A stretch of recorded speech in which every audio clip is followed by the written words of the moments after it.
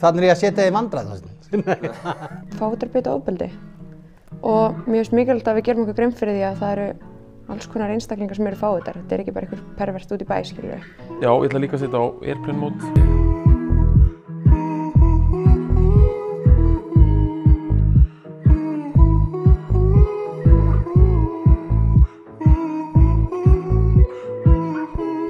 Fátt virðist vekja jafnmikla reiði meðal sumra manna eins og hugtakið feminismi eða skaðleg karlmennska, þrátt fyrir að mörgum feministum finnst það algjörlega óskiljanlegt.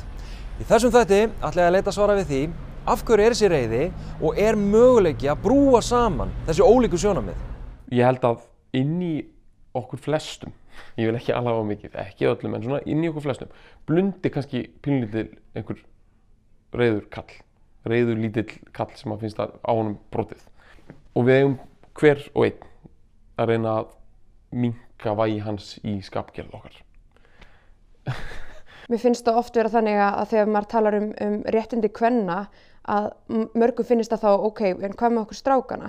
Hver er að fara að taka okkar réttindi þá? Eru konurnar að fara að taka okkur völdin? En það snýst ekkert það, þú veist. Ég held að sé það, ég held að sé einhver hræðsla við það að einhver sé að taka eitthvað frá mér. Við skulum átta okkur að reiðin á báða bóga. Ég komið svo ógeðslegt leið á þessum kontrastum í öllu. Einhver segir eitthvað og það þurfa allir að hafa skoðun á því. Ég segi það alveg hér, vinnandi í útvarpsþætti sem með skoðanir öllu, ég alveg ógeðslega þreyttur á þessum skoðun. Ég ógeðslega þreyttur á því að hafa skoðun stundum. Fólk augljóslega setur sig í stellingar með hinn ýmsu mál og eru með svona, kannski svona ákveðna opinbera stefnu í einhverju, en svo er oft ekki alveg samræmi á milli opinberrar stefnu og kannski svona hvað fólki finnst og það segir það engin myndavél rúllandi. Þetta alveg svo þú ferð á fund og það eitthvað svona hagsmunir ræddir. Svo tekur þú fundin eftir fundin og leiðin í bílinn, þú veist, bara með þínu fólki sem var á fundinum og svo kannski skutlar einhverjum með einum heim og það fundurinn eftir fundin. Ég reikna með að við séum flest sammála að ofbeldi sé aldrei æskilegt. En okkur greinir kannski á hvað sé ofbeldi, áreitni eða óviðandi og okkur greinir kannski líka á hvað stuðli að þannig hegðun eða háttsemi og við hugsum með að segjum jafnvel má ekkert lengur. Fávitar Instagram sem ég fór á stað með fyrir nokkrum árum síðan þar sem að mér langaði að varpa ljósa það hversu ótrúlega algengt að vera fyrir kynferðislega áreitni á netinu. Kynferðislega áreitni ekki eitthvað minna alvarleg en annað kynferðisofbeldi og við þurfum að taka kynferðislega áreitni alvarlega og mér finnst mikilvægt að við gerum okkur grein fyrir því að það eru alls konar einstaklingar sem eru fávitar. Þetta ekki bara einhver pervert út í bæ, skilur við. Þú veist, okkur vantar viðtalið við mannin sem hefur lamið konuna sína og þau eru ennþá saman en hann búinn að vinna í sínum málum og sáttari með meira sjálfstraust og þessi dæmi. Og hann þarf að geta komist í viðtal án þess að við séum að monstervaðan. Heldur hann þarf að koma í viðtal til þess að segja frá þessum hlutum og það eru fullt af kallmönnum hana sem eru að beita konuna sína andlegu eða líkamlegu ofbeldi að þeir lesa þetta viðtal og hugsa, herðu, ég verð að taka á þessum málum. Sérðu bara hérna þennan mann, hann að vinna í þessum málum, hann að gera eitthvað í þessum málum. Það hægt að, ég þarf ekki að vera svona mikil aumingi. Þú veist, ég get lagað með það. Það hlýtur að vera misjón. Eins og við erum að tala þessa skrímslavæðingu, að við pössum það og séum tilbúin að leyfa þessum ofbeldismanni sem að beitti þessu ógeðslega ofbeldi að reyna að verða betri einstaklingur. Það ógeðslega erfitt fyrir okkur og við erum ógeðslega reið og það mjög eðlilegt og við eigum að vera reið og megum vera reið, en hvað næst? Hvernig höldum við áfram frá því? Og þá getur ég notað tækifæri og hrósað til þess verkefni Stígamóta sem sjúk ást, sem mér finnst alveg gríðarlega vel heppnað. Og það eru margir sem halda það að afbrýðisemi sé einhver partur á ást og hafa eitthvað að gera með einhverjar tilfinningar og eitthvað svona dæmi. Ef þú ert í sambandi þar sem makiðinn hringir 40 sinnum á 2 tímum og þú ert ekki búin að svara, þá það ekki ástarsamband. Það ekki gott tilfinningarsamband.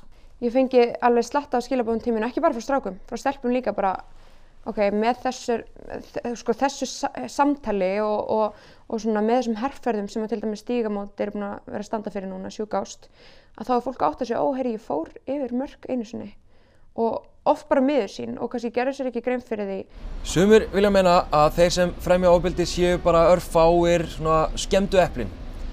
En ég held að með því að einstaklingsvæða jafn umfangsmikið vandamál og til dæmis ofbeldi að þá séum við að smætta vandamál sem að sé ekki jafn einfalt. Ég held að við þurfum að sjá eitthvað stærra samhengi hlutana. Á á meðan við erum að fókusa á það að meiða ofbeldismenn eða koma þeim fyrir kattarnef, að þá erum við ekki að fókusa á rót og vandan sem þú veist, af hverju ofbeldi til staðar til að byrja með, af hverju eru einstaklingar að beita ofbeldi?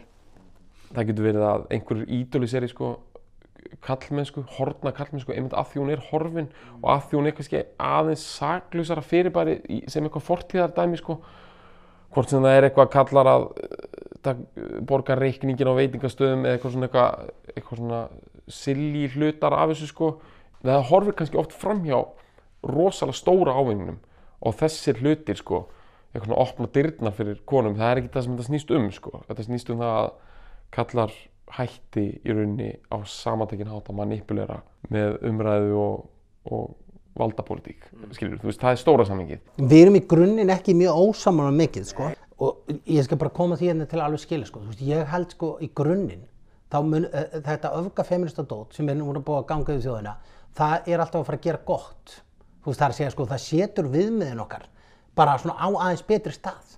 Ég viðurkenni að ég ætla að láta Sólborgu og Mána endurspegla sitt hvora pólana í jafnréttisumræðunni og nota Berg Ebba sem einhvers konar brúðarna mitt á milli. En enn sem komið þá virðast þau vera frekar sammála að breyta viðhorfum og sjá stóra samhengi. Það engin reiði eða átök þannig séð. Ég held að hvers konar rafrænn vettvangur sé, svo í alhafinu bara aðeins sé svona almennt yfir að heila síðri fyrir svona málefni. Út af því það svo létt að íta á mute, það svo létt að blokka sig út frá því og bara nenni ekki að hlusta og hvort sem það Facebook Messenger eða eitthvað þróaðar í kerfi, eða Twitter jafnvel sem svona mjög flottur vettvangur fyrir samfélagsleg málefni. Eiga ekki allir að hafa frelsi til þess að hafa sér málið munurinn kannski að fólk var meira með þessa skoðun einhvers staðar annars staðar og það talaði bara inn í sína búblu í kringu sín litla hóp, einhvers svona dæmi. Núna til dæmis setur einhver eitthvað fram á samfélagsmiðla og þá hægt að taka viðkomandi og monstervaðan, það hægt að ganga frá mönnum bara í samfélaginu fyrir einhver lítil mistök sem gera og við eigum til dæmis erfitt með að fyrirgefa svoleiðis mistök og það finnst mér til dæmis mjög slæmt. Og ég veit að nú reyndar umræða varðandi hatursorðræðu og fleira og við erum að taka hart á henni og ég held við erum að gera það í þessum málum sem á öðrum viðkvæmum málum og hvernig við erum alltaf að tala inn í okkar hóp og við fáum ekki kannski svona eðlilegu míkróskammta af gagnrýni, heldur fáum við annarkot bara handan einhversu vex bara allir á móti okkur í staðinn fyrir að fá bara eðlilegt feedback eins og eða endurgjöf sem við notum íslensku, eðlulega endurgjöf á skoðunum okkar eins og kannski hefur verið algengar áður við fórum að nota samfélagsmiðla svona mikið til skoðanamyndunar. Það meðal annars út af því að fólk orðið svolítið vant í og finnst þægilegt að tala bara í sinn hóp. Við erum að gæta því að það sé ekki bara karlkyns nemar í kynjafræði sem að hlusta á þetta spjall, af því að þeir vita allt sem við erum að segja. Það engin gróði í þessu nema að við séum á einhverju plani það sem að fólk sem ekki algjörlega sammála kannski okkur. Kannski þurfum við bara femínískar byltingar og róttækni til þess að koma okkur upp úr einhverju fari og til að koma í veg fyrir að fólk íti bara á mute eða blokki samræður og komist þannig undan einhverju samtali. Ja, kannski erum við bara aldrei að fara að brúa ólík sjónarmið.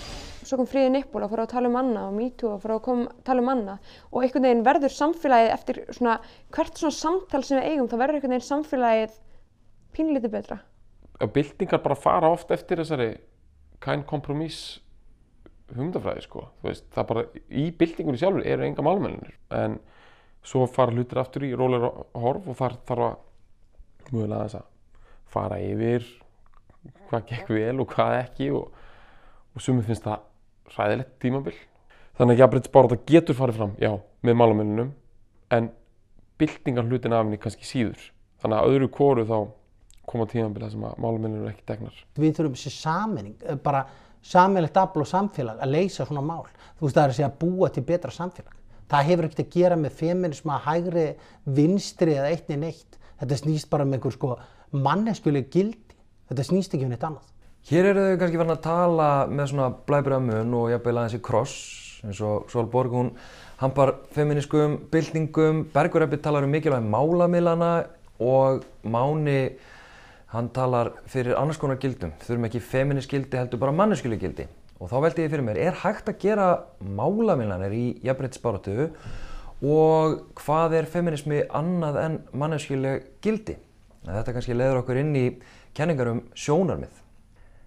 Sjónarmiðskenning eða standpoint theory eins og ég skil hana, gengur í grunninn út á að enginn geti verið algjörlega hlutlaus. Afstaða fólks sé alltaf lituð af reynslu, bakgrunni, menntun, hagsmunum og ýmsu fleiri. Sjónarmiðskenningar gagnrýna hið viðtekna og norm eða viðmið til dæmis þekkingu og kannski mætti segja að sjónarmiðskenningar gera þá kröfu til rannsakanda eða fólks að það upplýsi bakgrunn sinn og stöðu, þar að segja sjónarmiði sem liggur til grundvallar framlagi þess. Mætti til dæmis segja að ég sé algjörlega hlutlaus í umfjöllun minni reiða karlmenn.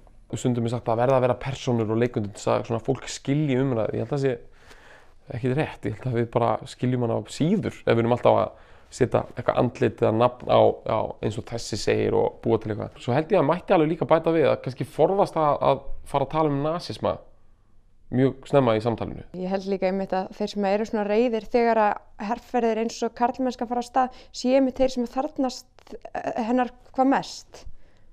Þannig að maður getur einhvern veginn ekki verið reiður þeim karlmennum sem eru útrúlega reiðir út í það að samfélagi vilji hjálpa þeim. Ég held að hlutir séu aldrei svartir og hvítir og í umræðunum sem við erum ofta að lenda í hérna á Íslandi þá eru alltaf hlutirnir gerðir svartir og hvítir. Þeir eru ekkert svart og hvít. Það alls konar fjólublátt og grænt og blátt og gult þarna á milli. Þetta er einhvern veginn bara svona á við sýnum í skilning að fólk sé með ólík mörk og fólk sé öðruvísi, líti öðruvísi út, hagi sér öðruvísi, sé með ólíkar skoðanir á við og vera einhvern veginn bara svona tilbúin að hlusta og segja bara allt í lagi. Þetta er stanslaust stríð það að einhver einn þurfa að vinna. Þetta er gott að fólk átti sig á þessi pláss fyrir okkur öll. Ég er alltaf á því að feministar eru alls konar. Þú veist, og menn þurfa að átta sig á því að feminismi er alls konar. Og ég er augljóslega ekki í einhverju farabróti, skilur, verandi bara karlmaður og þú veist, skilur, verandi í svona hóp sem að kannski svona á meira að stíga til hliðar í þessum umræðum. Þess þá heldur er þetta mikil áskorun. Hins vegar held ég að alltaf ef þú hlustar þá finna hluti sér farveg. En það er ekkert endilega þess sem hlustar að ákvarða hvaða farvegur það er á þeim tíma. Hlutirnir finna sinn farveg. Allir eiga sína ímynd, eitthvað sem þú leitast í. Þegar lappirnar gefa sig virðast þetta alveg og gýr. Þurfa hugarró og eitthvað til að halda fastast í. Til að átta sig á því, sólin komi upp á ný.